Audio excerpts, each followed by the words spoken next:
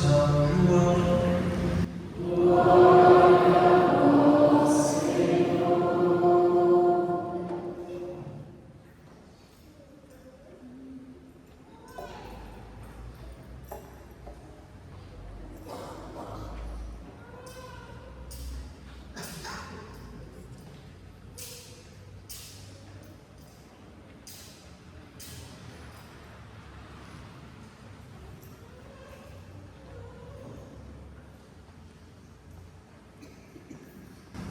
Ao anoitecer naquele dia, o primeiro da semana, estando fechadas por medo dos judeus as portas do lugar onde os discípulos se encontravam, Jesus entrou e, pondo-se no meio deles, disse: "A paz esteja convosco."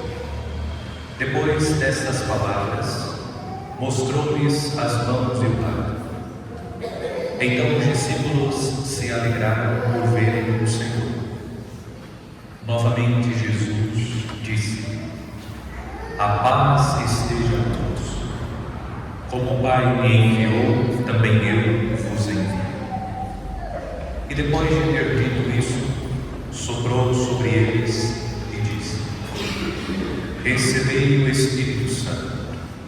A quem perdoardes os pecados, eles lhes serão perdoados. A quem não os perdoardes, eles lhes serão retidos." Palavra da salvação.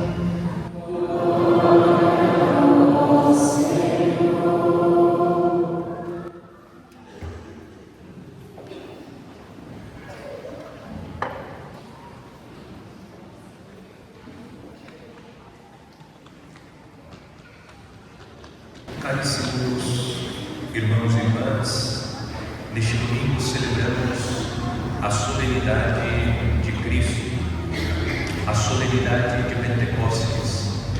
Hoje recordamos o derramamento do Espírito Santo sobre os apóstolos reunidos com Maria Santíssima no cenáculo. A solenidade de Pentecostes descreve o início da missão da Igreja. No dia da Ascensão, Jesus transferiu para a Igreja a sua missão e, revestida pelo Espírito Santo, o Espírito que foi derramado sobre os apóstolos no dia de Pentecostes, a Igreja, impulsionada por esse Espírito, realiza, prolonga na história a obra de Cristo.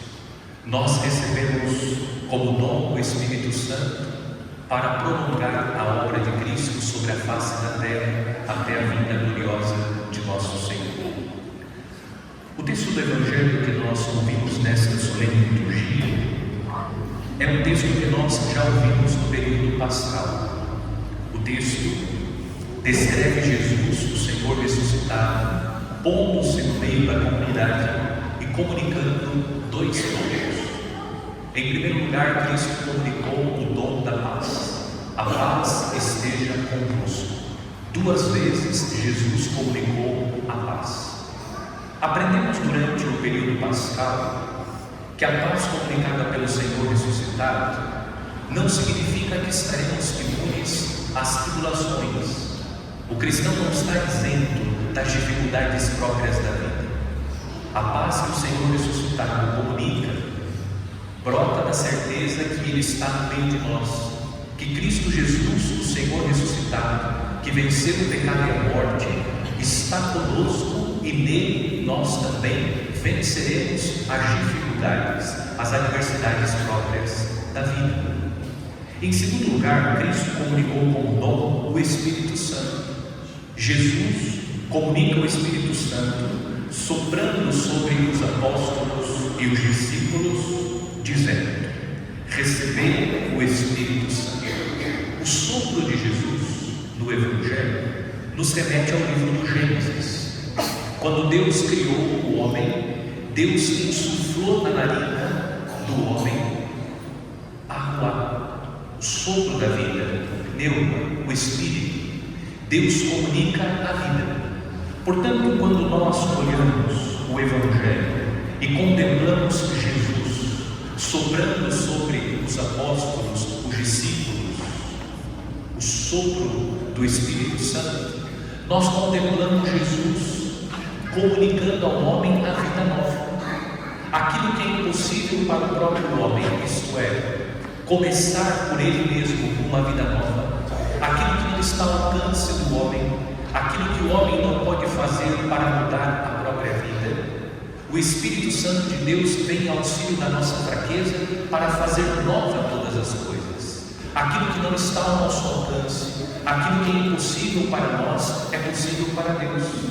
Jesus comunica ao Espírito Santo para que o Espírito Santo possa renovar as nossas vidas, para que o Espírito de Deus possa renovar as nossas forças.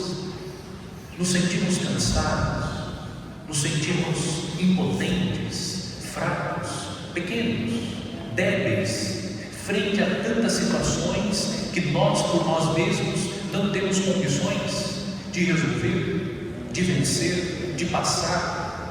Hoje o texto do Evangelho está ensinando que Jesus comunica esse sopro, este hálito.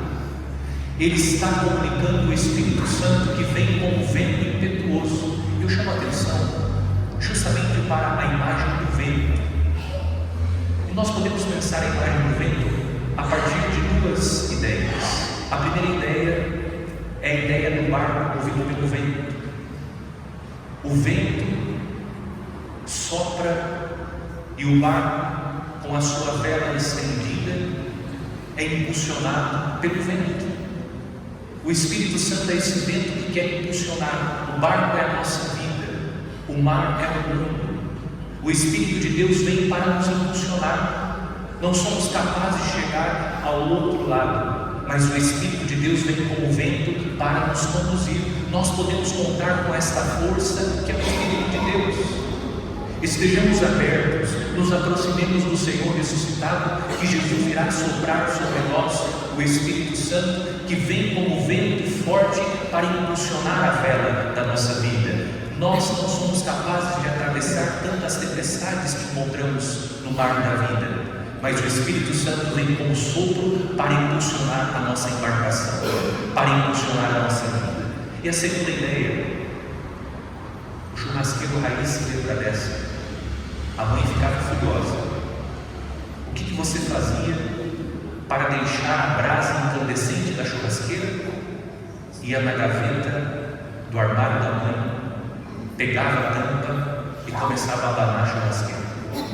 A tampa ficava toda torta. A mãe furiosa. O que você fazia? Você estava provocando o vento para que o vento pudesse encandecer a brasa que está na churrasqueira. O Espírito Santo é esse vento que vem para reacender nos nossos corações a brasa da fé. Se nós nos sentimos e meditamos exaustivamente durante a Páscoa a respeito da incredulidade, o fantasma que assombra a nossa vida de fé, quantas vezes fomos tentados a pensar que Deus está indiferente, que Deus está distante, que as coisas não estão acontecendo. Nós somos assombrados pelo fantasma da incredulidade. Onde está o Senhor? Por que Ele me abandonou? Por que isso está acontecendo? O Espírito Santo vem como esse vento para reavivar os nossos corações, para reacender a fé. Peça ao Espírito Santo. O Espírito Santo está dentro de cada um de nós. Ele foi infuso em nós no dia do batismo. Peça ao Espírito Santo para que Ele possa reavivar a sua fé. Se você se sente fraco, incapaz de superar, de vencer, incapaz de chegar ao outro lado, peça ao Espírito Santo que Ele venha como vento impetuoso para impulsionar a sua vida e para reacender a sua fé. O texto da primeira leitura, São Lucas, autor dos Atos dos Apóstolos, utiliza elementos do Antigo Testamento para descrever a manifestação do Espírito Santo. E esses elementos são elementos teofânicos, como disse, presentes no Antigo Testamento, que falam, que expressam, que retratam a presença de Deus. E sobretudo, ontem inclusive indicamos na meditação, sobretudo nós encontramos os elementos teofânicos presentes naquele texto que nós ouvimos na vigília, o texto do livro do Êxodo, a aliança que Deus fez com o povo que está ao pé do Monte Sinai, enquanto Moisés está no cume do monte recebendo as tábuas da lei. Deus está fazendo uma aliança, porque Deus quer cuidar, Deus quer conduzir o povo à terra prometida. Deus quer estabelecer esta relação de comunhão com o povo através da aliança. Quando o Espírito Santo de Deus vem, e diz o texto, ele veio como uma forte ventania, o Espírito Santo aparece em línguas como de fogo. Deus está se manifestando em Pentecostes, e na sua manifestação Deus expressa o desejo de selar conosco a nova e eterna aliança, essa aliança que foi realizada conosco no sangue do Cordeiro de Deus, Jesus Cristo. O que significa? Nós acompanhamos o primeiro relato de Pentecostes, no capítulo 2, porque vai acontecer em outros textos do livro dos Atos dos Apóstolos, Pentecostes. O que nós contemplamos neste texto? A missão universal da igreja. Por isso os apóstolos começam a falar em diferentes línguas, lembrando que a igreja tem uma missão universal de comunicar o Evangelho a todos os povos, e depois que o Espírito Santo tem a missão de manter a igreja unida. A igreja está unida. Os cristãos devem permanecer unidos. O Espírito Santo vem para unir. Nós também temos neste texto um contraponto ao texto que nós ouvimos ontem na primeira leitura, a Torre de Babel. Na Torre de Babel, os homens ficam confusos, não conseguem entender, as línguas são confundidas. Hoje eles se compreendem, porque o Espírito Santo vem para promover a compreensão, a comunhão. É interessante, porque o Espírito Santo é considerado a alma da igreja. O que acontece com o corpo? Quando a alma é separada do corpo pela morte, os membros do corpo deixam de permanecer unidos.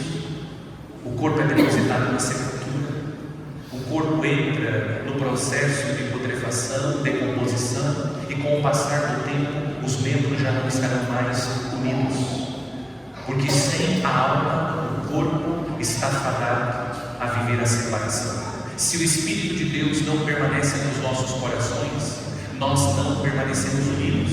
É necessário que nós busquemos pedir sempre ao Espírito Santo que Ele permaneça em nós, e permanecendo em nós, nós estaremos unidos. A cabeça, que é Cristo Jesus, mas também estaremos unidos entre nós. Permaneceremos unidos como o corpo de Cristo. E por fim, o texto da segunda leitura, a carta de São Paulo aos Coríntios. São Paulo está exortando a comunidade cristã de Corinto, lembrando, na comunidade de Corinto tem dons, ministérios, diferentes atividades, mas o Espírito é o mesmo. São Paulo está dizendo, a comunidade precisa permanecer unida, apesar da diversidade de dons, carismas, ministérios, diferentes atividades, é o mesmo Espírito. Na comunidade cristã não há maior e menor. Nós temos uma distribuição de responsabilidades.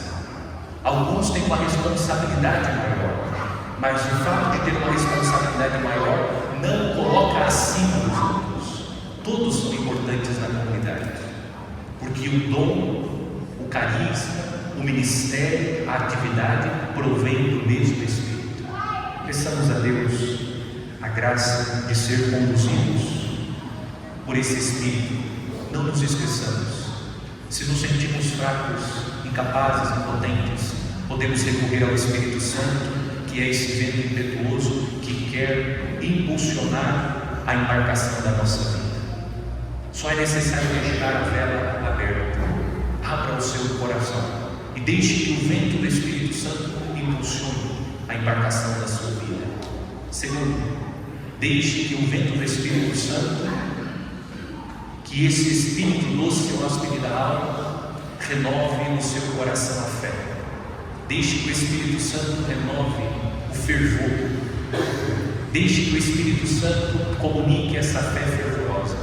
depositando nele a confiança, a certeza da presença de Deus, e busquemos viver esta unidade, que o Espírito de Deus conduza a nossa vida e nós possamos permanecer, primeiro unidos a Cristo, mas depois também unidos uns com os outros, para que juntos, unidos, possamos cumprir a missão até a vinda gloriosa